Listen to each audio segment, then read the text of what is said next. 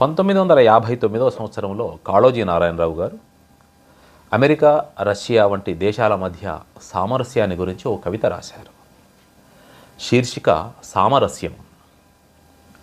చిన్నారి అణువు అందంగా, అమాయకంగా పాలబుగ్గల బాలకృష్ణుని వలె జడిసినట్లు నటిస్తూ, కొంటెతనంగా లోలోన నవ్వుకుంటూ, యశోదాంబ బలానికి కాదు యశోద మాతృత్వానికి లొంగిపోయి లోన నవ్వుకుంటూ, నోరు తెరిస్తే విశ్వరూప సందర్శనం శాంతి ముక్తి పాలబుగ్గల బాలకృష్ణుని వలె శాంతి కోరే వైజ్ఞానికుని చేతుల్లో పడి, చిన్నారి అణువు నోరు తెరిస్తే విశ్వరూప సందర్శనం శాంతి.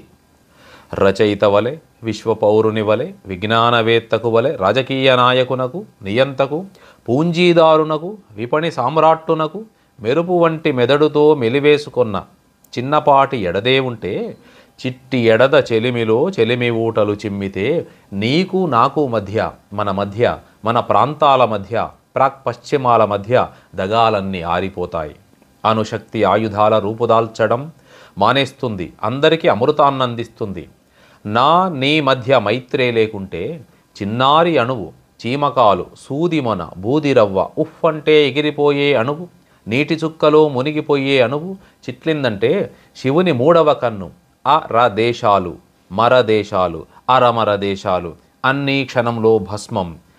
నీ మధ్య మైత్రే లేకుంటే, రక్తంలోని అణువణువు రణం రణం అని అరుస్తుంది, శరీరంలోని కణం కణం గరళంబై కురుస్తుంది, పల్కు విషపు స్పుత్నిక్కై హృదయాన్నే కరుస్తుంది, కనులు మండి మండి చూపు లావావలె కురుస్తుంది, అగడుపడ్డ మనసు కొండ చిలువ నోరు తెరుస్తుంది.